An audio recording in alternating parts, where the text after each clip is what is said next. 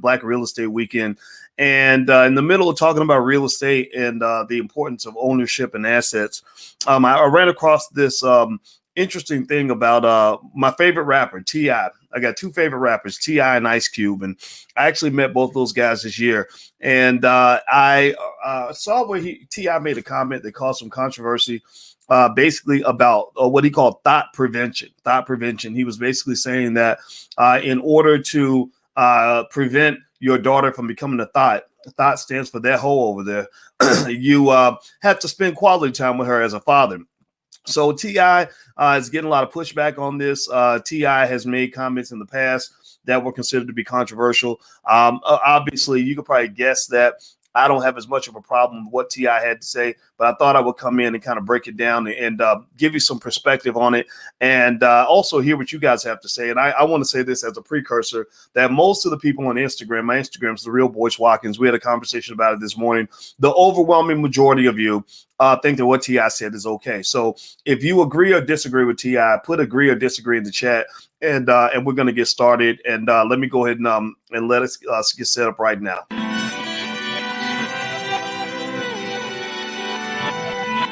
Here we are, clan the isms, cataclysm, great. Our people out here struggling, trying to make it in this state. Everybody out here doing it, but we the ones too late. Now family, we the ones who gotta delegate. Get that money in the power, never be fake. Stick to co-sign for 3. What did he say? Create jobs, support our own. Educate the same and buy back your home. Got 3 degrees, triple 10. 3 PhDs, now we on the CNN. DBTV, let's talk about negligence. Ignorance is bliss, but we can turn it to intelligence. Believe none of what you hear, half of what you see. Let's break it down here on Dr Boyce TV. Here we are. Hey, what's going on, guys? My name is Dr. Boyce Watkins. Welcome to drboycetv.com, the home for intelligent Black people. And I'm just going to say this, when it comes to T.I.'s comments, this whole thought prevention kind of thing, I've never heard that term before. It looks like most of you actually agree with him. But what I want to do is make sure we have a voice for everybody who agrees or disagrees. And I think it's important to talk about this. Well, why? Well, because our daughters matter, our families matter, Black fathers matter, Black men matter, and people should be listening to Black men as much as we listen to Black women. I think that I honestly believe that white people don't want you listening to Black men. I believe that racist people in this society want Black men to be dead and exterminated and not have a voice. And this is why I'm talking about this topic. This is why I jumped in on this issue, because as I told you 1,000 times before, I've mentioned this a million times, that family is directly related to wealth. T.I.'s show is called Family Hustle, The Family Hustle. Well, why is it called The Family Hustle? Well, because families hustle together. And if you're hustling together, then you take care of the other people that are part of the family hustle. Give me a yes or no if you understand what I'm saying. Now, hit the thumbs up button, share, subscribe buttons. I'm bringing one of our guests for today, Mr. T. Khalik. T is a Black man who has a lot of great things to say. Important things to say. Tariq Abdul Khalik, I should say the full name. And how you doing today, brother? Hey, excellent, man. Thank you for having me. Yeah, I'm glad you're here, man. Glad you're here. So let's just jump right in then. Okay, so the rapper T.I. makes his comments about thought prevention, and I'm gonna read some of what T.I. said, and then eventually we're gonna show the clip, because one of the things media doesn't do is they don't give brothers an adequate voice. Like they don't actually let you hear everything he's saying. They don't try to put it into context. They just want to try to shape you and mold you into what they want you to be before you even get a chance to explain what you're trying to say. And I remember I went through that when I said that maybe we shouldn't be paying Lizzo to go promote obesity, diabetes, heart disease, and death to Black people. And of course they didn't ask me why I said what I said, or they said, they didn't say like, you're a professor. Like, can you explain what you might be thinking, that maybe you might actually be smarter than the rest of us? They didn't do that. They just tried to make me into like this cartoon character, this stereotypical Black man who hates Black women. And my response was, fuck all of y'all, because that's just not the case. And actually, Lizzo even agrees with me, because you see now that Lizzo is talking about being healthy. And what are they doing? They're yelling at Lizzo, going off on Lizzo. Like, what do you mean you don't want to be obese? What do you mean you don't want to die from COVID? What do you mean you don't want to have a heart attack? Man, these people are crazy. They're stupid. So anyway, let me go ahead and read what T.I. said, and then I'm gonna let you respond to this. So basically, he was doing an interview, and he was speaking with a brother on his show, Expeditiously. I guess he was talking to 21 Savage, and he says, basically, he says, because sons can't get pregnant, you can't keep her from running into one of them. Well, one of them niggas. I'll just say it. Me and Lil Duval call it thought prevention hours. Keep your daughter off the pole. You spending time going to daddy-daughter dances and taking her on trips where it's just you and her. Those are thought prevention hours. You don't do that, they're going to be, he says, basically, if you don't do that, they're going to be somewhere in Magic City trying to figure it out. That is absolutely necessary for any father. If you ain't putting in your thought prevention hours and your daughter ends up a dancer, don't blame her now. You did not set an example. You did not show what the fuck it was she should be doing versus what she's doing. T, give me your thoughts on that.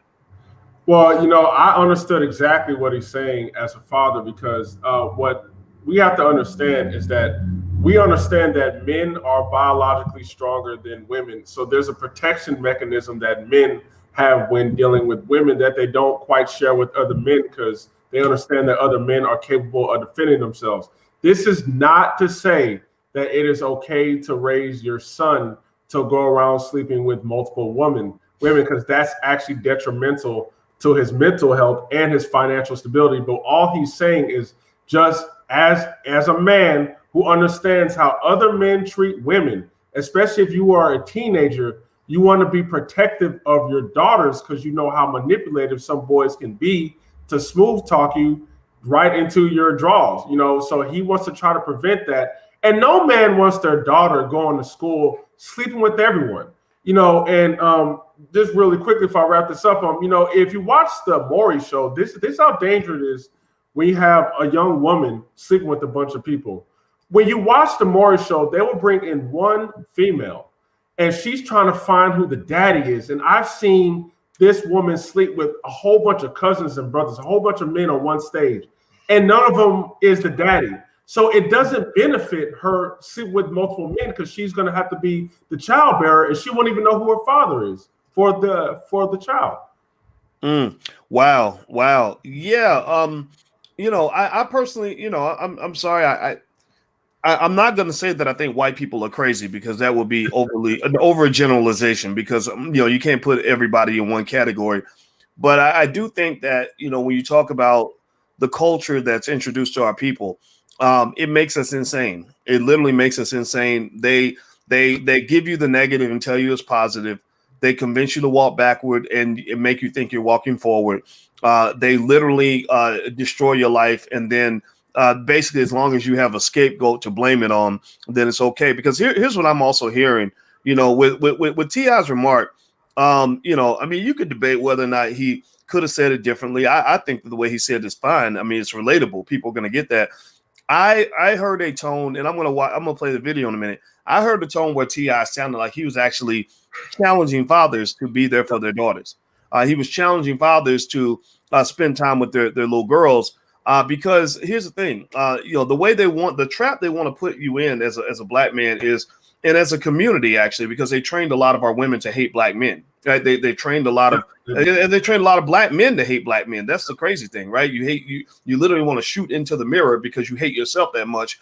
And so the interesting thing is, the box they want to put you in is this lack of accountability box, right? And the lack of accountability box, which is designed by the Me Too movement, the radical feminists, etc., is to say, who the hell is he to tell you what you want to do or what you can do with your life, right? It's your body, et cetera, et cetera. But then check it out. So when she grows up and she's swinging on the pole and addicted to drugs and selling WAP to every man with $20 in his pocket, then they allow her to say, well, it's your daddy's fault. It's that black man's fault that raised you. Your daddy wasn't there for you. He didn't spend time with you, and that's why your life is a mess. So at no point is there any accountability, and it always comes back to something that we know happens without any doubt, which is black men kind of get blamed for everything. It always ends up with blame the black man. You blame him for doing the right thing, and then you blame him for doing the wrong thing. You crucify him if he goes left, you slaughter him if he goes to the right. And I say, as a black man, I'm not accepting none of that. I'm not owning any of that. What do you think? No, and I totally agree. And yeah, T.I. is now being called a misogynist, and I absolutely know why he's being called a misogynist, because he mentioned the word thought culture. And yes, in the white supremacist society that we have today, they promote thought culture and I don't want to curse, HOE culture into the black neighborhood, because they don't want our black women to be classy, modern, or anything. They want them to be baby mamas like they are, because they like this family divide and this family separation. All I heard from T.I. was just, fathers, be in your daughter's life to make sure she's doing the right decision. But see, you got these white liberal feminists all up in the black community pretty much saying, fathers, if you don't do your sons the same way, then you can't do your daughters like that. And they're not understanding that there's a biological difference between men and women. Females are the weaker sex than males most of the time. Therefore, they require the most protection. And when a woman matures, when she looks for a man, she's looking for a strong man to protect her, not a weak man. So it's like they're throwing away the biological argument and pushing this cultural degradation argument into the black family. Well, everybody who just came in, I'm speaking with Tariq Abdul Khalik, and we're talking about the rapper T.I. And the rapper T.I., had a little bit of controversy this week. I don't think it's heavy controversy. I doubt if Tip is worried about it. I know I'm not worried about it. But basically, he made some remarks about thought prevention, and that fathers should spend time with their daughters as thought prevention hours. Thought stands for that hole over there, in case you don't know what it stands for. And so I sat around, man, and I thought about it for a minute. And after I thought about it, I said, I thought about the thoughts, and I said, I don't want my daughters to be thoughts. Now it's their right to choose that, right? If they choose to do whatever they want to do, that's their right. But I don't want them to do these things because I wasn't there for them, right? So that thought prevention thing is, if you're a father, that's real. I spend time with my girls all the time to make sure they know that they're loved, to make sure they know that they're valuable.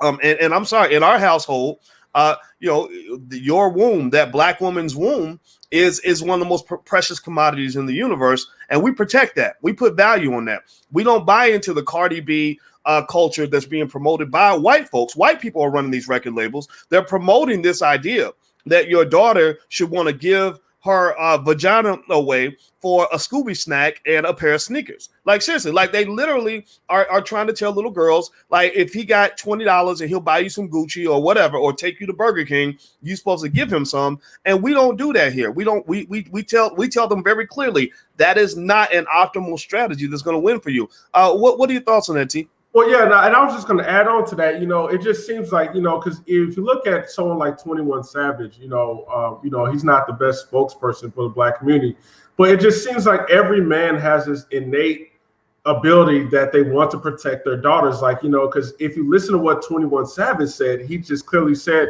I just know how we treat women. Therefore, I want to protect my daughter from us. And I understand, because, he may grew up rough. And if you're a little child and you're growing up in a broken home, especially as a young man, because I know how it was for me, even though I wasn't raised in a broken home, I know how it was around young boys. It was a lot about sleeping with young girls. It was a lot about finessing them just to get in their draws. So you understand that as a young man coming up, and you don't want the exact same thing happening to your daughter. So it doesn't even matter if you was raised in a broken home or not. As a man, you know how it is. So yeah, I totally agree with them, and they're just trying to shut them down just because it's two black men trying to protect their daughters and not promote the thought culture that white supremacy want our women to be. Yeah, well, what I'm gonna do is I'm gonna play T.I.'s clip. I got it on my Twitter. My Twitter is the real Boyce Watkins. Dr. Boyce Watkins 1. That's my Twitter. So what I'm gonna do is actually share this video so you can actually hear Tip's own words. We're gonna do something that white media doesn't typically do, which is we're actually gonna hear from the black man as opposed to actually paraphrasing what he said and interpreting that for him. So let me go ahead and play this. And by the way, I met Tip once, and we're not friends. I do know Killer Mike and David Banner very well. So anybody who's listening who knows T.I., let him know he's always welcome to come in here to Dr. Boyce TV anytime and defend himself. So here we go. Let's play this. Here we go. I feel like as a man, I'm just naturally more open to my daughter than I am on my son. That's also true. This is also true. I don't know why, I don't know what it is, but I feel like it's because it's men, we know how we do women. Because sons can't get pregnant. That too, but it's like sons can't get pregnant. But we know how we treat women. So I feel like I just don't want my daughter to ever just run into one of them niggas. But you can't keep her from running. Nah, you can't keep her, but I want her to know how to feel real love so that she know how to discern what's the difference between the two. Yeah. See what I'm saying? Absolutely. I think that's key. That's key. Being able to motherfucking provide the, you know what, me and Lil Duval call it thought prevention hours. You gotta put in them thought prevention hours. Keep your daughter off the pole. You know what I'm saying? So you spending time going to daddy-daughter dances and you taking them on trips with just you and her. Those are thought prevention hours that you're putting in. You got to do that. Yeah, don't do that. Well, I ain't gonna be somewhere in Magic City, man. You know what I'm saying? Trying to figure it out. Yeah. So that is absolutely necessary for any father. If you ain't putting in your thought prevention hours, then your daughter end up or down. So don't blame her now. Don't look at her talking about, oh, you motherfucking hot ass. No, nigga. You didn't set an example. You did not set an example. You did not show what the fuck it was that she should be doing versus what she's doing. Okay. T, what's your take on what you just saw? You know what's so crazy is that all they're doing, because we have a fatherhood problem in our community, and all they're doing is telling the black community, especially black men, that they're speaking directly to black men to raise your daughters. We keep complaining about hoes and thoughts, but we don't want to raise our daughters at all, and we always complain about the aftermath. And what's insane is that out of that whole snippet that you just played, the only thing that they're focusing on is him saying thought prevention. It's almost as if he's trying to control women. It's like everything else, they don't even care about it. It's like that. I don't know if it's Patrick Henry or John, one of them. Well, they made a quote that says, "Give me liberty or give me death." Now, in this day and age, the media that we have, they will focus on the "give me death" part and not the "give me liberty" part, and they will call him a suicidal. He's promoting suicide. That's the exact same thing that they're doing with T.I. Forget everything that he said. Focus on what the word thought is, because when men use the word thought and hoes, they're shaming you, women. They're trying to control you, and we shouldn't let men control you. You are free. That's exactly what's happening right now. Well, I'll tell you what. I personally think it's okay for us to start really like going out of our way to ignore other people. Especially crazy white people and crazy black people. Just ignore them. I mean, because these people are crazy. These people are stupid. Their lives maybe they're not happy with their own lives, so they want to ruin your life too. I think that we can, as black people, because our melanin, I think, gives us natural intelligence. We can distinguish between the rightful pursuit of women's rights versus just the insanity of radical feminism, right? Like for example, anybody ever heard this? Give me a yes or no if you ever heard this, where they would talk about free bleeding. Anybody ever heard of free bleeding? You heard of free bleeding? Where they believe that women shouldn't have to wear maxi pads and tampons, and they should let the blood just flow down their leg. Like that's the real shit. Like there are people that really believe that insanity. Or what's another one? So I'm sorry, ladies. I love you, but if you show up with blood running down your leg, I'm gonna tell you to take your ass to the bathroom. I'm sorry. They call me whatever. Or another one. Let me tell you this, T. They also, because I study white people very closely because I'd like to understand where some of this chaos comes from. And I read 100 years ago. I don't know if you know this, but 100 years ago, the feminists did not. They hated having curves, right? This is a section of them, not all of them, right? Just a section of them.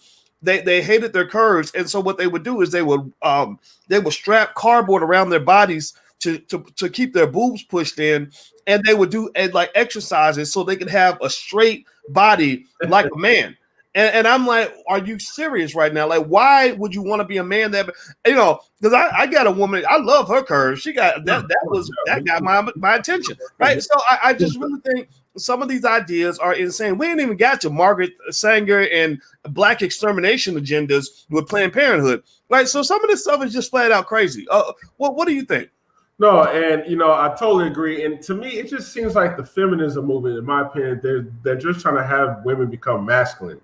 Because the whole getting rid of curves, it's just like, and they're not understanding the biological differences between men and women. Like, I've seen videos of feminists complaining about manspreading, where a man will sit on a train or, just anywhere and his legs are spread open. And they're saying when he does that, it's kind of sexist because he's taking a room. Not understanding that we have private parts is not comfortable. Like women don't sit with skirts with their legs spread open because they don't want to show the stuff. Most of the times women sit with the legs crossed, but they don't sit with their legs wide open. But yeah, it's just an understanding of the biological differences between men and women. And they try to use some pseudoscience by saying this is all socialized. Okay, we're socialized by the media to think this way, and they never put a scientific element behind it. And yeah, that's just causing a lot of confusion, brother. Well, I think it's insane. And by the way, I want everybody to know I'm talking to Tariq Abdul Khalik and on the blackbosschannel.com. The blackbosschannel.com was created for black men, and it's a place where black men are heard and listened to. You have to be a black man to be on the channel. So yes, we do have that restriction there.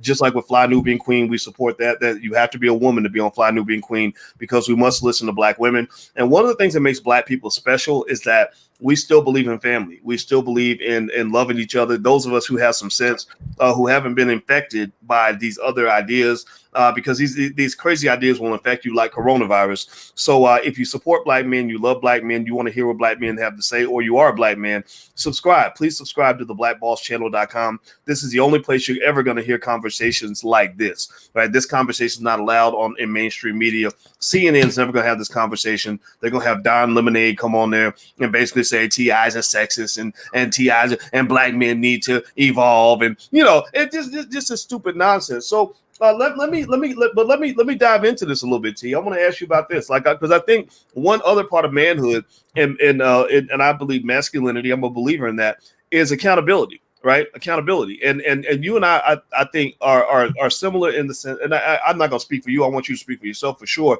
But I've seen you hold men accountable, just like you've held women accountable. And one aspect of accountability is that there are people who would say, when you look at the history of hip hop and you look at black men's role in the perpetuation of what amounts to nothing less than complete disrespect for black women, it's almost as if there's like a guilt factor that you're picking up, like 21 Savage kind of hit on it. I saw T.I. kind of mentoring 21 Savage. It sounded like a younger guy talking to an older guy. He wasn't as articulate with his ideas. T.I. was clarifying his ideas in his own way. T.I. is a very intelligent man, and he's basically talking about the importance of fatherhood and protecting your daughters. But we know what hip hop, we know the message that gets spread, right? Women are bitches and hoes. Like we do whatever we want to women. I've listened to T.I.'s lyrics very carefully for a very long time. Women are not given the regard they deserve in some of those lyrics. So it's almost like you wonder if it's like a guilt factor, or maybe not even just a guilt factor, but almost like the best person to explain to you how to not get robbed is somebody who used to rob people for a living. Right? Like, let me show you how to make sure that you protect your money. Can you kind of speak to that a little bit in terms of the accountability factor that would be legitimately applied to what's been going on in hip hop? Yeah, absolutely. Yeah, absolutely. Especially if you've been rapping about, B's and H's, and then you have a daughter yourself. I believe 21 Savage is having an internal battle right now because he even admitted he knows how. He said, I know how we treat women. So he's having an internal battle. And yes, a lot of our hip hop artists do have to be accountable for that, because when you have daughters, do you want your daughters to be treated like how you rap about? Going back to the black men and women accountability thing, yes, I do hold them both, and especially towards the black men, because we have a large segment in our community blaming single mothers for all the problems. And I'm like, okay, well, the first question you have to ask yourself as a black man is, how did the mother become single? Does she just sit in the sun and get pregnant and go to a man and that's going to raise a child. No, for her to be single, either a man left her or whatever reasons we don't know, or he died. But still, like, how can you ignore that aspect and push all the blame on the women? I believe men and women problems is like a seesaw. Whatever negative things that women do, it affects men and vice versa. I can't put all the blame on each party, but I do feel like that we do have a media that is dead set on dividing the black community, and I feel like they are emasculating the black man and siding with the black woman. But I want black men to understand that this is not black women leading the charge. This is the media that we don't control leading the charge, pitting us against each other, and we cannot forget that. Well, you know, I agree with you. And by the way, I'm talking to Tariq Abdul-Khalik. We're talking about T.I., the rapper, and his comments about thought culture and basically this idea that that you want to spend thought prevention hours with your daughter in order to keep her off the pole. And so T.I., a guy who goes to Magic City a lot, I assume he's had a few trips to Magic City. You know, he kind of says, look, I don't want my daughters in Magic City. So it's an interesting kind of conversation, because it's almost to kind of say that, and I wonder if you could speak to this, because I remember Snoop kind of alluded to this. And again, Snoop, I mean, you know, you can't ignore, you know, I mean, we go to a war show with women on leashes. If I was a woman, I'd be deeply offended by that. Even if I wasn't in that category, I think that there's a legitimate critique on that, right? But I remember Snoop as he was trying to sort of explain it, and he was in his 20s. So in your 20s, I think that you're kind of going along with what's popular, but you're still confused, like 21 Savage, very confused. Like, okay, I'm doing this because everybody else is doing it, so it must be right because everybody's doing it, but it doesn't feel right because it ain't right. Right. And you have to become a grown ass man to realize, like, no, I'm not following the crowd because I don't care if a million people are doing this. It ain't right. Right. So Snoop said something like, where basically when he said we don't love them hoes back in the day, that was the saying that made him famous. Almost like when 50 Cent said, I got shot 9 times, and that's how he built his whole career. So Snoop used to say, we don't love them hoes. That made him famous. And they were asking him, they were challenging him on that. And he said, well, you know, every woman is not in that whole category. You know, that basically we got the hoes and we got the women. And it seemed like he was implying that they treat women differently based on the circumstances. Now, here's the thing, right? On one hand, it sounds like you're kind of justifying something that is hard to defend, very difficult to defend. On the other hand, though, it does reflect the reality that, you know, that people get treated differently by how you present yourself. And I teach this to my daughters. I tell them all the time, you teach a man how to treat you. You teach a man how to treat you. Like, just like when I go to the store, I know if I'm in Walmart or Bloomingdale's, right? Bloomingdale's will teach me how to treat them from the minute. They'll say, you can't get nothing in this store without spending at least $200, right? I go to Walmart, everything's, you know, $8.45, $2.92, $19.95, right? So do you think that there's a way to talk about the way things should be, while at the same time schooling your daughters on the way things actually are, so that they're best protected? What are your thoughts on that? No, I totally agree. And, you know, I believe with age comes wisdom. And I think that's exactly what's happened to Snoop Dogg. I mean, when you're a man and you have a daughter, you know, you automatically go into protection mode. And just to see him now come out and criticizing the WAP video, that was a shock. You know, despite his past, I don't want to go into it. I understand what he's going through as a man. And, you know, 21 Savage, I believe that he's aging and he's seeing what's happening as well. But yeah, you know, I totally agree with what you're saying. You know, black men, you know, when I just take a look at just what's going on, it's just so sad that this is how men talk to each other when the cameras aren't around. You know, it's straightforward. It's just direct talk. You know, I don't know. Like, you know, my dad was just a straight talker. And it just seems like straight talking men is just called, you know, misogynist. But you need that tough love to help you become better. I don't know how many, you know, women I've talked to that say, you know what, I didn't even know what a good man looks like or how to behave around a good man. And I wish I had a father to teach me that. You know, young girls getting pregnant at the young age, if you don't have that father figure loving you and treating you like how a man's supposed to treat you, the only example that your daughter have of how a man's supposed to treat you is when she turns on the TV And if all she sees is black men being rappers, calling women B's and H's, and the women are twerking, she's like, okay, well, I need to be as sexually explicit as I can be to get the type of man I want. And that is causing a lot of problems for her. She's having kids. She may get an STD. She may get abused. So yeah, this is just really to destroy the black man. And I'm glad T.I. and Snoop and everyone's waking up. I just hope more black men in the hip hop community wake up and just change the message, not just towards women, just how brothers treat each other, selling drugs, killing each other. All that message to change. Well, you know, I mean, we know, I mean, that didn't come out of the black community, right? We know hip hop was something completely different before they didn't just commercialize it. I believe they weaponized it. Yeah. They weaponized it in the mid 90s because if you go back, you had KRS-One and X-Clan and Tribe Called Quest and people that had a message that was more fulfilling, more empowering for black people, and Public Enemy, etc.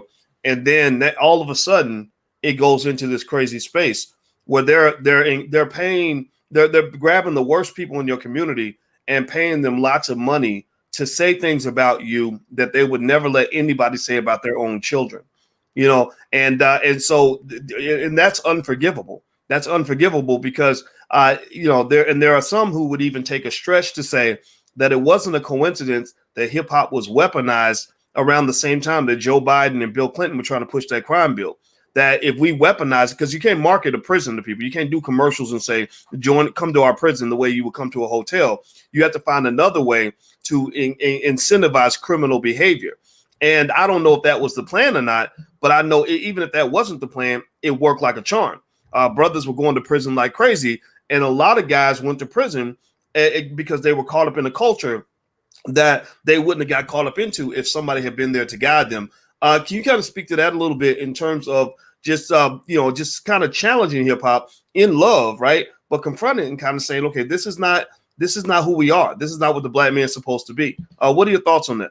Yeah, well, black people have to understand exactly what you said. Hip hop is not controlled by black people, because if it was, why would you put the worst of your people on stage for the entire world to see? Like, I know you travel and I travel too. And, you know, when I've been to the Middle East, when I was a teenager going to school there, everyone either thought I was a basketball, you know, an aspiring basketball player or an aspiring hip hop artist, because that's all they see of black people. And yes, when you look at, you know, I'm gonna say those other white people, but when you look at society, anytime black people have their own, I don't know if you notice, it seems like white people always try to buy it out and control it. And I believe that's exactly what happened to hip hop, because these are engines of building wealth for the black community that's controlled by the black community. And that can be a problem, because then we can become self-sufficient. So to stop that, you must control it. So yeah, you got a lot of big white execs, you know, buying off record labels, buying off black people just so that they can control it. And yes, they're not going to put, this is black people, they're not going to put your most intelligent black hip hop artists, okay? Because they understand that they influence your kids and they don't want you to compete, especially black men. Look at the black rappers we have. They have red hair, gold teeth in their mouth. You know, they're very uneducated. They're fighting. They're still going to jail, still involved in drug activity, because this is an impression onto your young boys that this is how a black man's supposed to be. And those, you know, piggybacking off of your last video, brother, it's the same thing with, you know, the Negro Leagues in Jackie Robinson. They see that as a threat. So, you know what we're going to do? We're going to buy it out and we're going to control it. And we're going to control the narrative. And last points, I know I'm running on. This is why you don't even see a lot of black celebrities or in the sports league really just talking about black issues, because they have a white boss telling them what to do. So they only can talk about black issues in the confines that they want them to talk about it in. All right, everybody who just came in, I'm talking to Tariq Abdul-Khalik, and we're talking about the rapper T.I. And some controversy that was caused when he talked about fathers spending time with daughters and saying that fathers must spend time with daughters for the sake of what he calls thought prevention. That thought prevention hours keeping your daughter from becoming promiscuous, keeping your daughter off the stripper pole is the job of a father. And he was interviewing with 21 Savage on his podcast Expeditiously. And as you guys can tell, Tariq and I completely agree with the idea of fathers protecting their daughters and also giving them the reality about what it means to really feel real love, and that sexual promiscuity is not an objective for your daughter. It's not forbidden, but it's not the objective, right? So I'm going to, before we head out, I see Dr. Maurice Green is in here, and I'm going to let Dr. Green pop in, and I'd love to get his thoughts on this issue. How you doing today, brother? Hey, what's up, family? How you doing? It's good to see you. I was listening in. I was on the road. You guys are doing incredible work, and I just wanted to sit in. It feels like the barbershop moment, so I'm coming in to get a little cut, get a little fade. I think, obviously, I think that we all know that there's an element, right, that has infiltrated our community. I think recently I was listening to Dr. Claude Anderson and the way he was talking about the difference between community and neighborhood, right? And we have allowed people to infiltrate our community, so much so that they are now trying to police what we as a people can and cannot do, should and should not do. And it's utterly ridiculous for anyone to really think that Black men suggesting that they should spend time with their daughters so that, and maybe like you said, maybe T.I. wasn't the most articulate, but that's okay, because it's like a barbershop conversation. We know what he meant. Black men specifically need to spend time with their daughters so that their daughters can get to know what real love feels like, what healthy Black masculinity is, so that they can make better choices and understand the difference between what real, genuine, masculine, healthy love feels like and what some men in our community are trying to do in terms of trying to get over on you. So for people to jump in there and say, oh, he's this and he's that, it's again, we have to be very careful and very mindful to understand that this is not our people, right? That this is not our culture, right? So the media tries to portray this is what Black people are saying, but overwhelmingly, when you look at the comments, you see Black people saying, no, we agree with what he says. And I think, and this is, I think, a really important point, there's such this push to pollute and misrepresent Black culture, right? So much so that it's, I think what we're starting to see is Black people coalesce in ways that they didn't expect. Right. So now you're trying to push this culture like, hey, Black people, hypersexuality and violence. And now you have wonderful channels like this and great swaths of Black people standing up and saying, wait a minute, that's not us. And so I think what they're going to end up doing is causing a greater movement, like Dr. Clenora Hudson Weems, who talks about, like, has a concept of Africana womanism, right? That talks about the coming together of the family, Black men, Black women coming together to fight for our children, not this my gender versus your gender. It's this idea of Black people as fighting for our families, for our people, for our reputation, for who we really are. So I think it's just monotonous and ridiculous for the elements that have infiltrated our communities to try to voice these positionalities like, oh, this is what Black people think. Because of channels like yours, we're able to get on and say, oh, no, wait a minute. That's not us. That's not where'd you get that from? Because we should start identifying the people that are saying this. Oh, he's a misogynist. He's a what? A Black man talking about taking his daughter to daddy-daughter dances? You're attacking that? Really? That's where we are now? Like, I think the artist, is her name Lizzo, right? Suggested that maybe she needs to lose weight and be a little healthier. And then there's this element saying, no, you can't do that. That's body shaming or some ridiculous. It's like we're at the point now where we're looking like y'all have lost your cotton picking minds. Like, what are you talking about? A woman wanting to be healthy, is you fighting against that? Or a Black man suggesting that he wants to fight for his daughter, protect his daughter? Y'all attacking him? What y'all all are in essence doing is revealing who you are. and we are identifying you, we see you, and we are standing firm to say, you don't represent us. You are not us. You know, like that movie, what is it, Lion King? You're not one of us. You're not. Get up out of here. All right, well, I love that. Thanks for that, Dr. Green. Dr. Maurice Green is the head of the Black Doctoral Network, which is the largest organization of Black doctors in the country, at least the largest that I know of. And I'm glad you're with us, man. And also we have Miss G.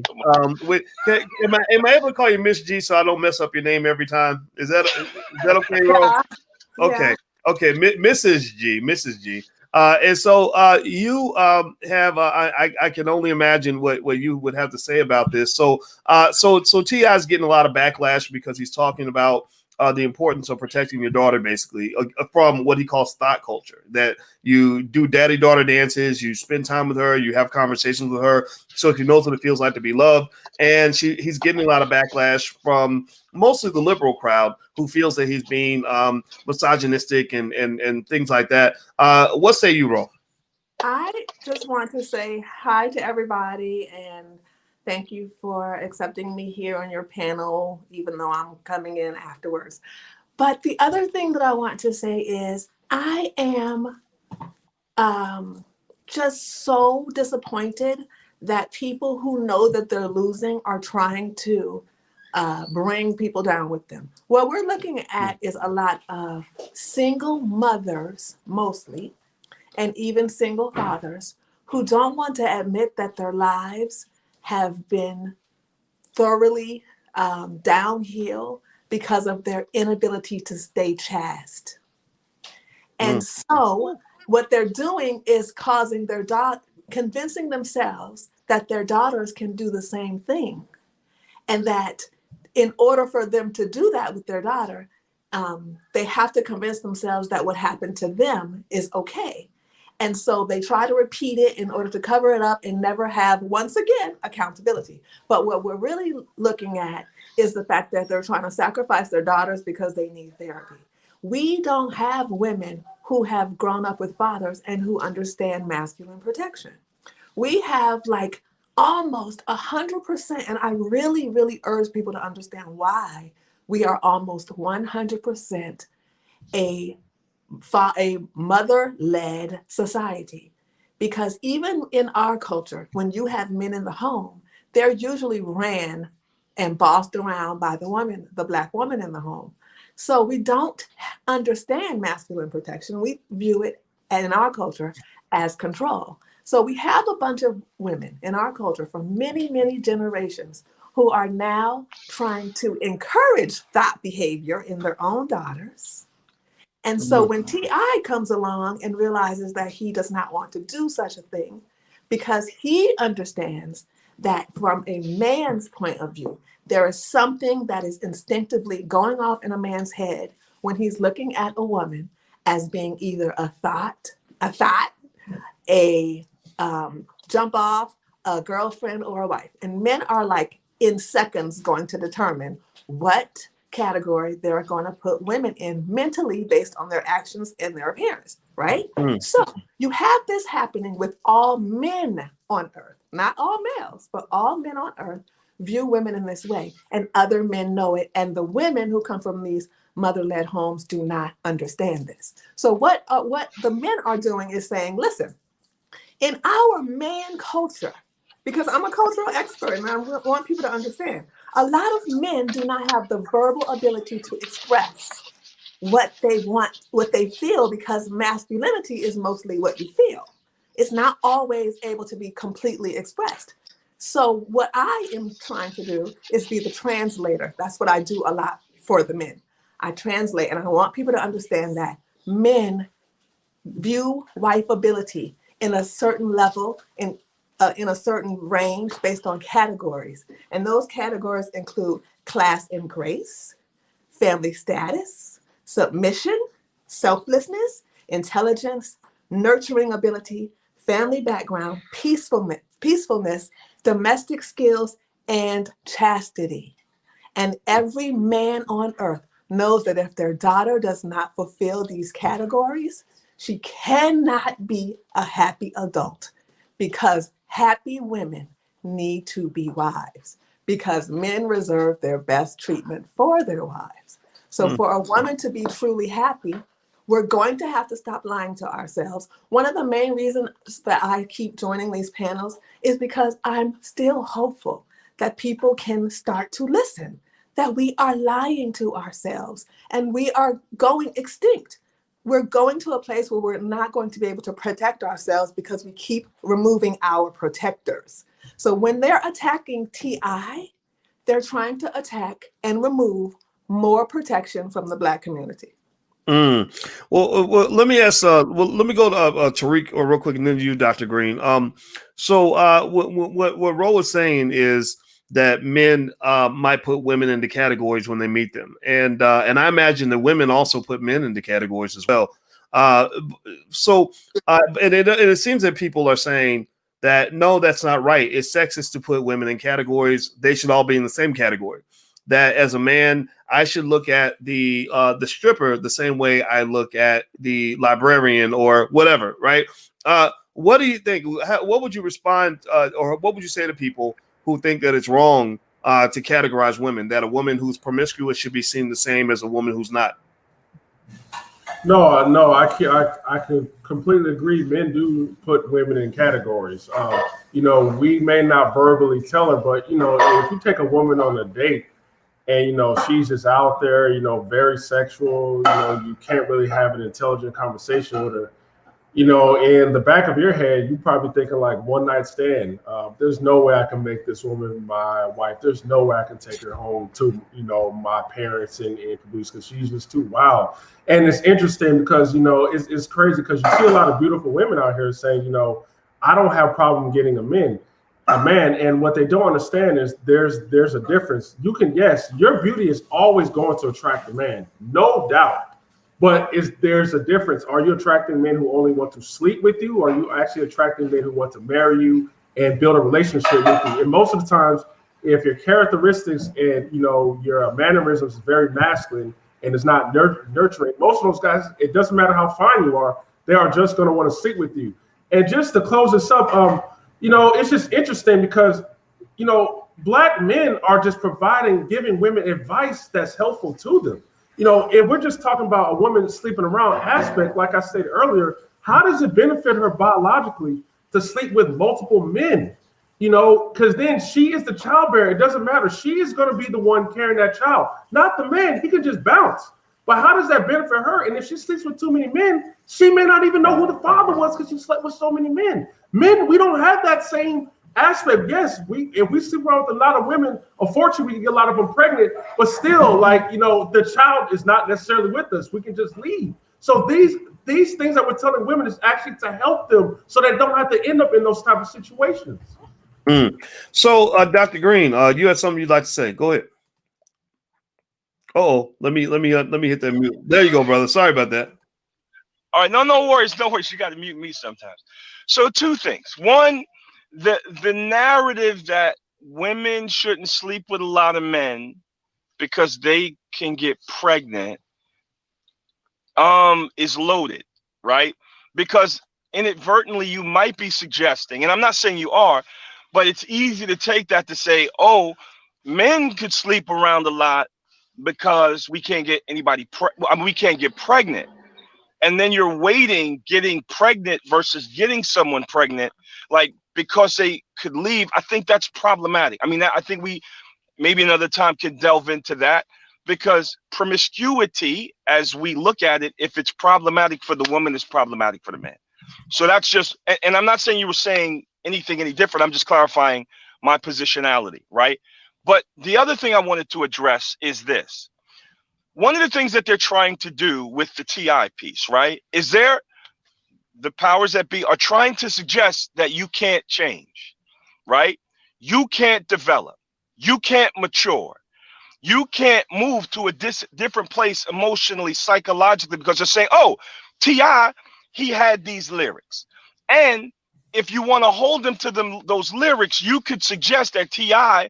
is the promoter of these kinds of behaviors, right? So he's the cheerleader and you're losing one of your cheerleaders. It's kind of like Snoop too. You're saying, no, Snoop had them lyrics and he's the cheerleader for this kind of activity, right? And when these black men grow, mature, learn, and show a different side of themselves, a more mature side of themselves, there's a population that's saying, no, no, no, no, no. You can't change. You can't say that there's something wrong with it. And one of the reasons is because it also reflects the fact that men grow, change, develop over time, right? And you can't lock us into that box. And showing the dynamic development of masculinity and black men is problematic because we want you to be one way: thug, gangster, murderer, hypersexual, whatever it is. And that's your mantra. But when those people turn around and say, wait a minute, I've had an epiphany. I was wrong. That's crazy. I don't want to do that anymore. Now we got a problem. So I think that we have to really look at the ways that they're not letting these people who have had questionable past, if that's how you want to describe it, to come to themselves and say, you know what? I was wrong. And I think we've got to let them take these positions and show the multiple developmental aspects of black masculinity.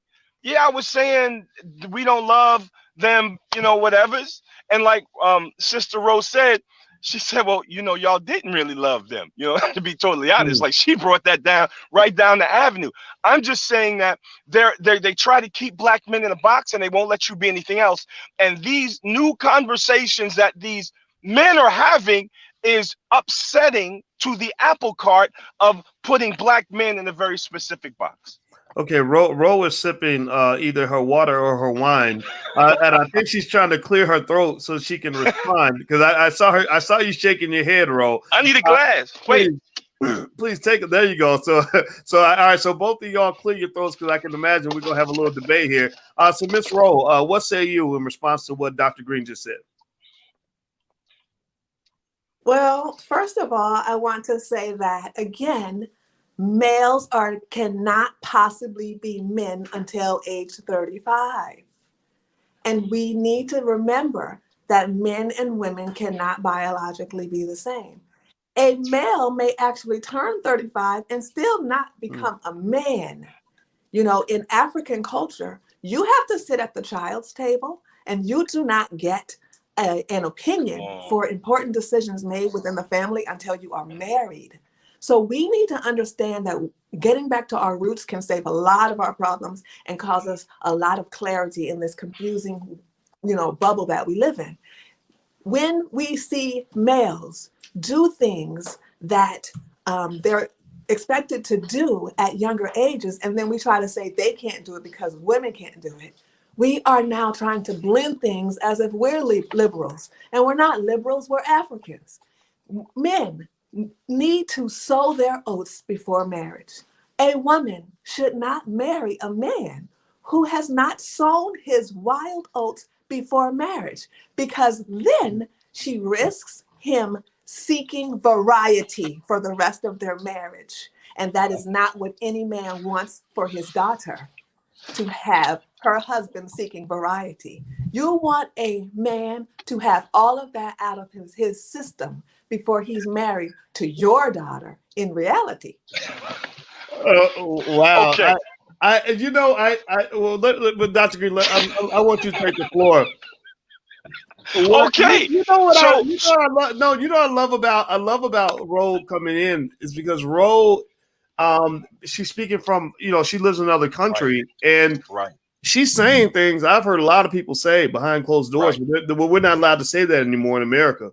Dr. Green, go ahead. Your response. So no. Again, I think this speaks to the diversity of black people, right? So I'm not saying that she's wrong, right? Because I wouldn't position myself to fix my mouth to say that. I'm saying for me, I'm not really co-signing men running around throwing it all over the place to sow their wild oats. I think while they may do it in other cultures and maybe even in our culture and other countries, it's not something that I would endorse for my son. I think that there are too many things that they could catch they could. And here's the other thing. So diseases aside, when I think of this, and Ro, this is why I think I see it differently. If I'm gonna tell my son, go ahead and do what you want to do, right? I'm telling them no, or sow their wild or have sex with multiple. Maybe well, maybe I clarify that. So before I speak, maybe I need to understand better. Okay, so I am not saying that we should tell our sons to go out and do, as we say in France, n'importe quoi. Not just go out and just do whatever. We're not suggesting that. We are suggesting a quality plan for our sons to make sure that they feel well-rounded in their sexuality before marriage, and in a safe way that does not create children out of wedlock or disease or embarrassment to the family.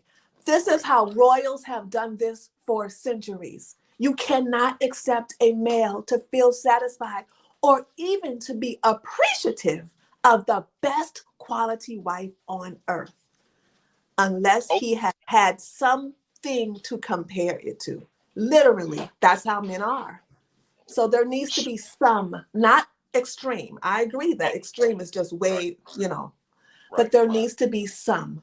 And the other thing is, girls do not need to be, I'm a former girl. We do not need to be sexually experienced. We do not need that. It is not a need, contrary to what people may be saying now.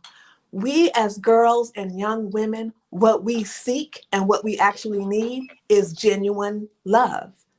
We try to get love. Most of our girls nowadays try to get love through sex. But if we have a father like T.I.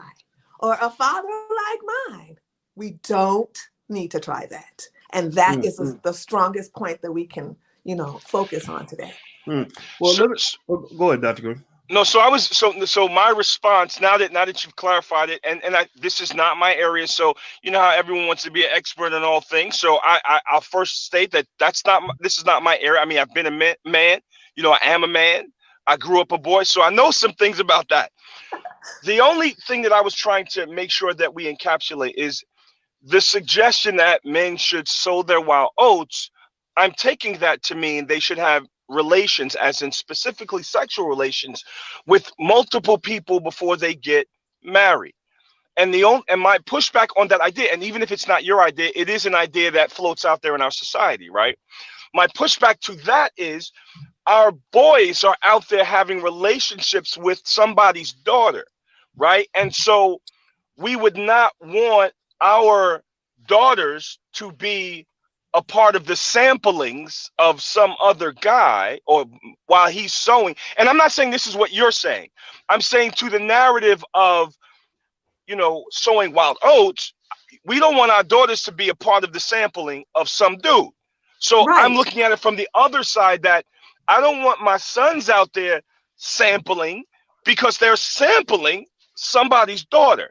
And I think that when we start looking at these young women and these women as someone's daughter, someone's mother, someone's sister, someone's auntie, I'm going to get in trouble for saying this, but just hold me and cut this out. I hope it is live, right?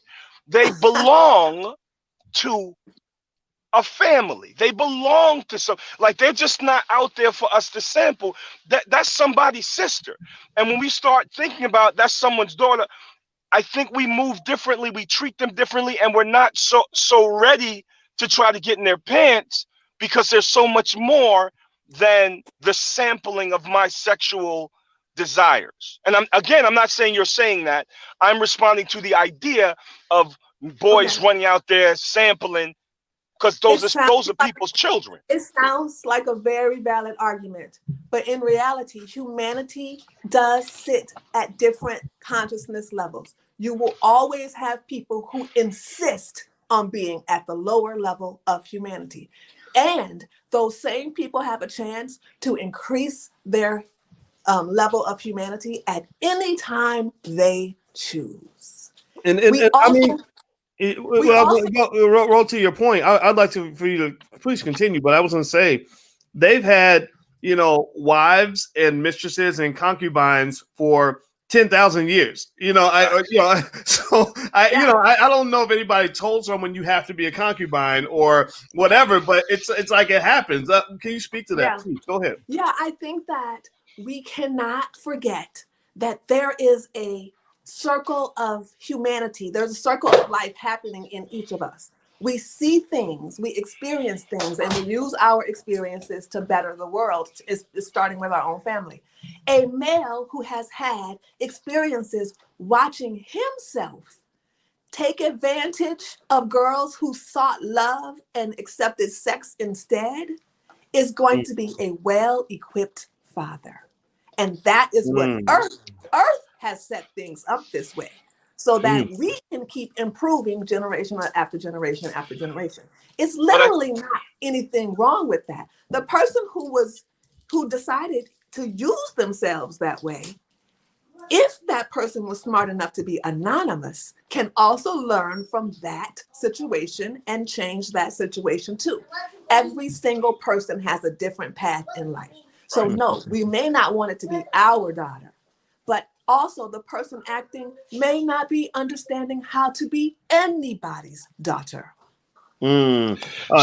Let me see what Tariq would like to say. Did you have something to say, T? Or you just enjoying the show? Well, yeah, man, I was enjoying the show, but I just want to make a quick clarification. As far as men sleeping around and women sleeping around, I'm no form of shape saying it's okay for men to sleep around with a whole bunch of women, because I do understand that having multiple kids with different women can be financially problematic. Not only that, there's a lot of STDs floating around. So I'm not saying that. I'm just saying when I look at the differences, I'm just being honest with you. When I see women doing it, like I said, and I brought up the pregnancy thing that you don't, quite agree with it, but she is the one that's going to have those pregnancy complications. She's going to be the childbearer, and some women even die bearing kids. So I mean, she is going to hurt more than the guy. That's all I'm saying, because her body literally goes through a change. Ours don't. We get it out and we're done. We're out. The woman, she has to deal with that. And then she may be unattracted to other men because she has a baby. It's just, I don't see how it's beneficial towards her. Okay. People have to understand and remember that when a woman has a baby, just like I'm sorry, sir, I don't remember your name. Tariq, maybe? Yeah, Tariq. Mr. Tariq? Yeah. Okay. When a woman has a baby, she literally is, and in a moment of childbirth, she literally is risking her life and close to death, literally, whether we realize it or not. So it is a great sacrifice that women are unknowingly and ignorantly giving to males who don't deserve it.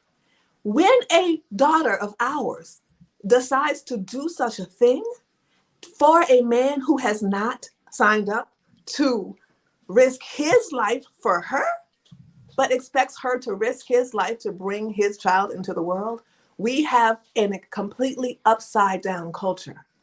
We should not be letting our daughters have babies and risk their lives. And let's be honest here, let's everybody be clear. A woman is not physically safe to have a baby until age 25. Wait, all before that, 25? Really? 25. All before that are preparation years. At age 25, the hips literally open. Okay, maybe a few months before for some ladies, but all around age 25. And this is why we have so many women with pregnancy trauma, because they're having babies too early. It's literally something that has happened in poverty and something that needs to stop happening. Okay. 25 is the prime year to have your first baby. So we want to make sure that if people understand that it's already unsafe to have a baby before age 25, but imagine a female making the choice to give birth for a male who doesn't want to protect her with his life under age 25 is even more of a risk. Okay, so Dr. Green, I see you have something you want to say on this. No, I'm sorry. I'm just thinking of two things. I'm just trying to keep wrapped in my head. One, the idea. And I don't know, again, this is another conversation, right? Where when you say we're talking about pregnancies and the impact of pregnancies as if these women don't have a choice after they're pregnant. Like, because the sacrifice, because some people, I think they have wait, a choice. some people use, measures to discontinue their pregnancy, right? Yeah. Like, and it's become normalized in a way that, No, so, it has not. right, It hasn't. no, I actually, agree with you. They have a choice. It has not become normalized, which is one of our issues here. Black women go through with the pregnancy almost all the time. Well, let me jump in and tell everybody what we're talking about. Some of you just came in. I know that we've gone all around the world. we all over the place now. That's okay though. That's okay. You hoity-toity intellectual black people. What's going on with y'all out here thinking critically? What's wrong with you? But anyway, today we're talking about the rapper T.I., and we started the conversation there.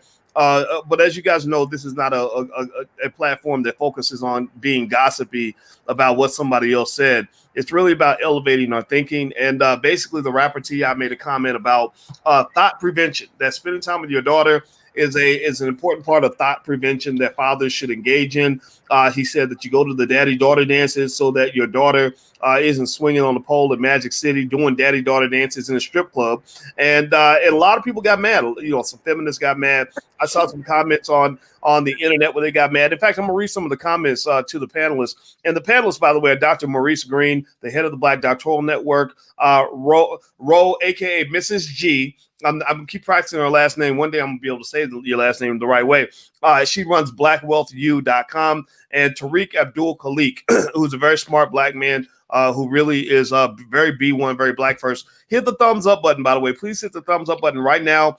Share button, subscribe, hit the notification bell. We're building black media. We need your help. We need you to help us build bigger platforms so that we can actually have our own conversations instead of letting them have conversations for us. So take a moment, please do that. Now I'm going to read to you all some of the comments that popped up on on Twitter and whatnot. And actually, I'm going to share my screen here and show you all. So this is from an article where they talked about T.I. on, I think it's on Complex. And here are some of the comments. I'm going to read the comments. You can pick any comment that you'd like to respond to or whatever the case may be. So here is somebody says, sometimes I wonder why men talk, because she says TF. I guess she's saying what the F is this? This person says his obsession with his daughter's sex life is so uncomfortable. Like, why does he keep talking about sex and his daughter? Let's see. Here's another one. Let's see. Reverend Josh Miller says, dads, don't be T.I. Let me make this full screen so hopefully you all can see a little bit better. Who said that? This guy, Reverend Josh Miller. I have no idea who he is. But he's some guy, I guess some random person on Twitter. Here's another. Let's see. Let's go down. Jasmine the Great says, being present as a father doesn't stop or repel any of the shit he mentioned.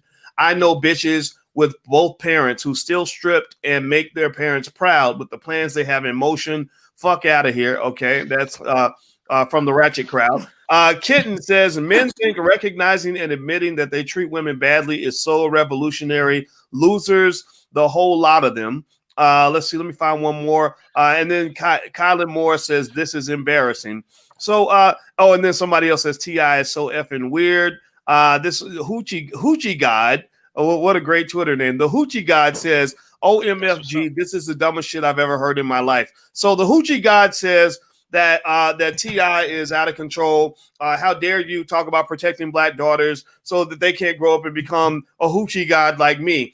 So anybody want to jump in and respond to what you just read? I see Rose shaking her head the most. So ladies first. Yeah. Rose. Go ahead. I just want to say that daughters are not supposed to have sex lives. People have lost their minds. Children are not supposed to have sex lives either, but people keep pretending like children can have a sexual identity when they're not supposed to be having sex. We have lost our minds. And as we say in New Orleans, you have gone pecan. This is totally so out of control that we don't even notice when we are over the limit. Children are not supposed to be having sex. Daughters need to have sex after marriage. Fathers' duties are to make sure that their daughter has sex after marriage. And if a father did not do that for his daughter, He just needs to recognize that it was a mistake that can be corrected with his granddaughters. All of us who have made mistakes do not need to be saying, okay, I love my mistake, I'm holding on to it forever. That's what we have grandchildren for. That's what we have children for, to correct our mistakes, to make sure that we reach generational success. And THOTs do not reach generational success. Okay. THOTs do not reach generational success. Not even. I'm not even touching that. Let's think about it like this, right? You have some people out here that might present themselves as counterexamples to the ideology that THOTs do not have generational success. And let me share my screen, and I'm going to throw up some people who might disagree with this comment. Now these are the Kardashians, which are they are very, very famous THOTs, and each of them is worth a couple $100 million or more. What would you say, Ro, in response to that? If when you say THOTs do not have generational success, and they say, well, we're all THOTs, and we, Kim started her career with a sex tape, and we're all worth tons of money. What would you say in response to that? The first thing I say is we are not European. And the more that we try to remove ourselves from our African roots, the more we are going to ruin ourselves as a people. There is a specific reason why European culture pushes hypersexuality. There's a specific reason why European culture pushes homosexuality all throughout everything that they do. When in reality, they live their lives in private and very gender role specific ways. And also, I want to say that wealth does not mean generational success. Generational success is when money is passed down from generation to generation without it all being spent. And the last time I checked, the Kardashians spend money like water. Okay, so it's really not a guarantee that they keep generational success, nor most celebrities. We cannot continue to look at celebrities as examples for us. They're put in front of us to confuse us into thinking that we can do what they do. We cannot.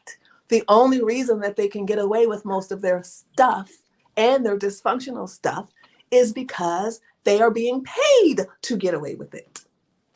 Okay. Dr. Green. So one, I think that like Sister Rose said, the problem with associating success, generational wealth with just money, right? Because it's more than money, right? There's a lot of rich, dysfunctional people, right? That will pass down money, but will also pass down their dysfunction, right? So that's, I don't think that's something that everyone should look to. And I think also, like Sister Rose said, we should really understand that these are actors on the stage. Like you said, they're being paid. Like, so we can't, judge our lives or try to model something that's being presented to us that's not real. What we see them portray to us is not real, right?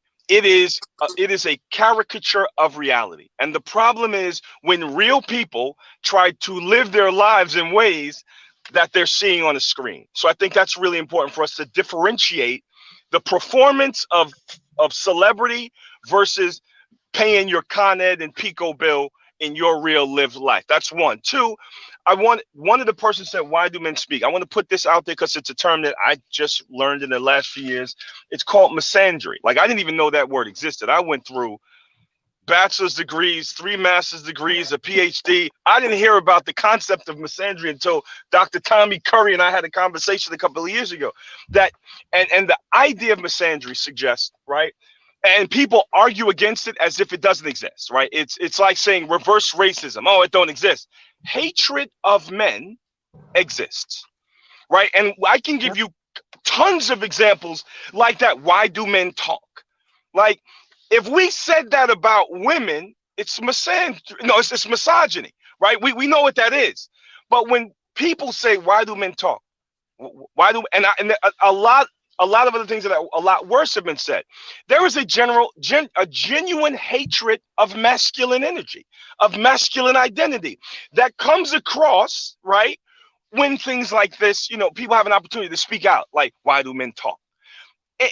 you know, people can think and say what they want, but at the end of the movie, we live real lives in a real world where we can't do what they do and get away with it, right? Like Rose, Sister Rose said the other day, like what was it? The turnaround. Who was the one that was it? Britney Spears or one of them women that was acting all crazy at one point and then came back and said, "Hey, I was crazy. I was wilding." Right, and Oh, she got you talking about Miley Cyrus. Miley Cyrus, right? So she was able to go out there and act like she want to act, and then come back later and say, "Oh, I was wilding." But Brother Fishburne's daughter went out there and was wilding and never got to come back, right? You talking about Montana Fishburne? Right, you brought that up, yeah. Dr. Boyce. You brought that out. So we got to stop pretending like we could live our lives through the lens of this caricature of reality, because it's not real. It's like a haunted house with mirrors, you know, weird mirrors that's being projected to us, and they're trying to tell us that this is real. And unfortunately, some people are buying into it, right? And saying, "Oh yeah, I should have this or that, or be thinking this way, or living this," you know. So we have to be real careful, because you know we have to live in a real world. We have to live in the real world. Okay, so I think that's the interesting thing, right? You know, I like what Ro is saying, because Ro brings in real world comments and says this is the way things are. Men and women are not the same. All women are not the same. Men are not the same, right? So the same way, I imagine, Ro, that I hope you would agree on some of this, that the same way men will categorize women, like, okay, you're a thought, you're something else, you're my wife, right? That women may categorize men, right? You're just a male, but you're a man, right? You're unattractive, you are attractive, and so I don't think there's anything inherently wrong with categorizing people. And what personally I think is so strange is that people they take things that maybe that were innately within me as a man in terms of how I might structure my preferences, and they say, no, that's not how you're really supposed to be. Something's wrong with you. You were socialized to be this way. And I'm like, no, I like my woman. I like my woman's shape, and nobody ever told me I was supposed to like that. I just saw it and I liked it, and that's what it was. And so I think that the question becomes, how can we be fair to men and women, right? How do we be fair to men and let men be men without letting it be reckless, right? Well, right. And then how do we let women be women without sort of guiding them down a path to self-destruction? Where do you draw the balance between freedom and structure? I think that at this point, we need to be honest that women have been getting away with so much that is now completely unfair in the favor of women. And that we do, as a culture and as Americans, totally and almost completely hate men and masculinity. It is unacceptable. It is out of control. And it also is cultural suicide. You cannot hate men, hate on men, remove their masculinity, their protection, and everything else, their systems, the way that they view the world, and think that we can still exist here. There needs to be, in my opinion, a very strong push for us as Black American people and as African, we're not having the same problem in Africa, but African-blooded people, to make sure that we stop attacking masculinity. We need masculinity. Masculinity is the backbone of every culture. And we are a diseased people who think that men are a problem. We actually have people who try to abort babies based on it being a male versus a female. We are out of control. And I totally agree with the doctor who was saying that there is hatred amongst men. A lot of these conversations are generally geared around this specific problem. We, as a people, hate our own men, but we don't. Oh, sorry, Ro. I hit the wrong button. Keep going, please. No, I was saying we as a culture, we hate our own men. We do. We despise our own men. But and especially if they're masculine, we really want to push them out of the way. But we do not have a problem obeying and showing up for and conforming ourselves and taking off the bonnet for the other men. Taking off the bonnet. Oh, that's another conversation where you talked about taking off the bonnet for the white man. I think I can't remember who made that comment on one of our previous panels. And by the way, everybody, we do these panels all the time. So make sure you subscribe. And if you like intelligent Black conversation, if you don't, then you should probably go. But that I think it was either you or Faye, or you and Faye together kind of made that point that that a lot of people will disrespect the hell out of a Black man, but then take their bonnet off for a white man. And I think that for a lot of Black men, they saw that imagery when they saw so many Black women lining up behind Joe Biden as their Lord and Savior, Jesus Christ, and then bashing Black men simultaneously and saying, we're mad at you because you're not lining up with us to go sit behind this white guy who has incarcerated Black men for a living, who built his whole career sending Black men to prison, right? And that personally got to me, but that's another conversation. We can have that discussion later. So I'd like to ask my panelists, if you could, and we can start with you, Tariq. I hadn't heard from you for a little bit, brother. I'd love to hear your thoughts. Maybe in like 60 to 90 seconds, if you can give us a closing thought where we can walk out of here as smarter, better Black people. Remember, our goal is to elevate the conversation, not to keep it in the dirt. So maybe elevate us, T, with your wise words. What would you have us walk away with, brother? Well, I believe Black men especially have to keep talking and be unapologetic and unafraid to say what they have to say, because men issue tough love. I mean, just think about it. If a man is raising a child who is just disobedient, will not listen to him, he may just put that child out. He's not, you don't see most men having children live with them into the ages of 30 and 40, because men issue tough love. You got to issue that tough love for the community to grow. Yes, it may be strict. Yes, at the time you may feel like it's strict, but in the long run, you're like, dang, had that not happened to me, I would have went down a completely different direction. And you got to say, white supremacy, they understand this. They understand this. Especially men are the rebellion factors of the community. So if you want to rebel against, white supremacy, or just institute new ideas and be strong and firm, you need your men to lead that. If they're silent and they're unable to talk, nothing will change. This is not a sexist comment, but nobody's afraid of a bunch of independent, strong women marching. That doesn't scare nobody, okay? But they are afraid of a bunch of men that says, you know what, we had enough, because we will take action. So this is why they're trying to silence the Black man and his role in the family, his role in wealth building, his role in anywhere, because they want our community to be stagnant.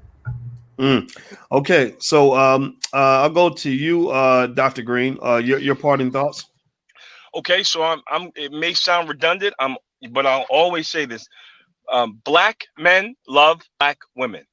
Black men love Black children. Black men love our families, right? So resist the narrative that's been promoted and consistently promoted about who we are, what we believe, and what we will and will not do. That aside, I would like to just encourage all of your listeners and everyone out there to take a look at Dr. Clenora Hudson Weems' Africana Womanism. Just as a theoretical construct, you should really take a look at that, because it is very Black family centered, right? And I think that's something that we need to get back to. And again, thanking you, Dr. Boyce Watkins, for this great opportunity to be able to share, to think, to communicate ideas that a lot of people may not want to hear. Keep up the good work. I believe it's been an incredible opportunity and a great panel. And hey, y'all take care, be safe out there. And remember who we are, right? Remember who we are, right? Not who the media tries to tell us we are. Remember that the media is trying to promote this idea of what Black people are. And again, that's not us. Stand up, get on your Twitter, get on your Instagram and say, no, that's not who we are. And like you said, Sister Ro, I really think people should take very seriously the idea that we need to have a council of brilliant, intellectual, well thought out people that we can say all together. Well, I'm not saying I'll be on the council. I don't know if I'm qualified, but that we can say as a people, No, that's not us. We're not co-signing that song. We're not co-signing that belief system. That's not who we are. We're not the book. We're not co-signing that book, and be able to recommend things that we can ingest that are healthy, that will help Black people flourish as a people, not as this American individualism that keeps us back. All right. So Mrs. G, I saved the best for last because I know she had just spoken, and I said, you know what? Normally I'm ladies first, but here I'm going to be ladies last, and that's a compliment because I know Mrs. G is going to really challenge the thinking of some people in the audience, and I encourage you to hear what she has to say so you can blend that in with your own narrative of how your life is going to go. So Mrs. G, what say you? What I want to do is actually just come as a proper example. I don't want to fill my last moment here with just some bunch of repetitive words. I want to extend my respect to you three gentlemen for your excellence in your example, and that I want to say that I completely support what you have done. I am proud of the three of you, and I give you my utmost respect. Hopefully other women learn that we don't always need to have the last word. Thank you. Oh, so that's all? That's it? That's it. Oh, that's a drop the mic moment. Now she's gonna drop the hammer. I'm kidding. Well, I love it. I love it. Okay, so I'm very surprised, and I appreciate that. And that's crazy. That's so interesting that that I was triggered because I'm like, wow, she's giving respect, and then that's it. Like that, it's sort of like period, right? I respect you. We care about you. We honor you. Period. And there's no like we honor you, but or whatever. And I think that's really wow. I think my reaction told me a lot about myself and the way I've been conditioned in terms of just how we as Black men are dealt with or responded to in our society. And so what I'm going to say on this, first of all, I want to say thank you to the panelists, Tariq Abdul-Khalik, Dr. Maurice Green, and Mrs. G at blackwealthu.com. And also I'm gonna let you guys, I want you guys to see their social media so you can follow them. Make sure you follow these people. They're very smart. They're great thinkers. They have a lot of good stuff going on. And we do these panels. We do these all Black intellectual chocolate panels regularly all throughout the week, typically at 8 p.m. Eastern. So if you'd like to join the panels and participate in the conversation, you can subscribe to a lot of the platforms, mainly drboycetv.com. Hit the thumbs up button, hit the share button, hit the subscribe button, and the notification bell, because we're building Black media. We're trying to reach as many of our people as possible, and we do okay. We reach about 1 million Black people a week, but I want to reach 10 million a week because I think it's important that we understand what we're in. We're in a war. We're in a cultural war, and the occupation has existed for a very long time. There are people that see Black people as their property. That has not changed since slavery. It's just slavery in another name.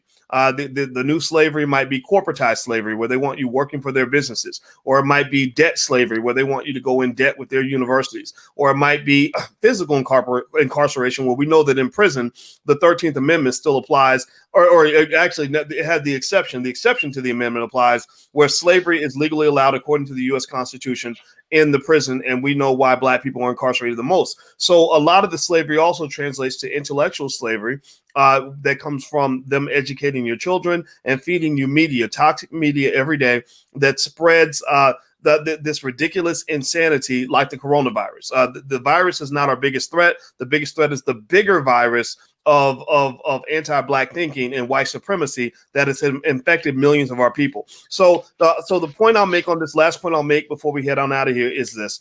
Look, when you talk about masculinity, obviously I think about stories with my dad. My dad was not a perfect man, but he was definitely a masculine man. He actually was a little bit like T.I., actually, a little short, little scrawny dude with a Napoleon complex. Like, I'll kick your ass, and and he did. I mean, he's a tough man, but it's funny because I think he was extra tough because he's kind of small. But let me say this: my father also had a kind of a standard disposition, which I think is okay for men to understand, especially Black men, because you're at war. And his whole position was, I don't give a F what you think. I don't care what you think. Right. And here's the deal. The reason that's important is because That's what masculine leadership sometimes has to be. If you read Powernomics, Dr. Claude Anderson talks about power. And he says, power is not something that somebody gives you. Malcolm X used to say the same thing. Power is not something that is going to get the applause of your enemies. Like, power is not something that they're going to support the idea of Black people having. Power is something that you take. Power is something that you pursue, and it allows you to move forward with your agenda despite the opposition of others. Despite the opposition of others. Not with the approval of others, but despite the opposition of others. So masculine leadership is necessary. It is a necessary ingredient for Black power. You cannot have Black power without masculine leadership, because masculinity is built on the idea of pursuing your agenda despite the opposition of others, despite what other people think, despite the fact that they might talk bad about you on the internet, despite the fact that they're going to name call and attack and all that stuff. You cannot worry about that. So everybody in the room, if you agree, give me a yes in the chat if you follow what I'm saying. We need our masculine leadership. We must uphold our Black men. It's okay to hold Black men accountable. We're all supposed to do that. At the same time, we must reclaim who we are despite the opposition of others. That's what power is all about. So let's be powerful, people. Thank you again to the panelists. I appreciate all of your time. Tariq Abdul-Khalik, Dr. Maurice Green, and Mrs. G, a.k.a. Ro, from Black Wealth U. Thank you, guys. Have a great day. Hit the thumbs up button on your way out. We are gone. See you guys soon. Take care. Bye.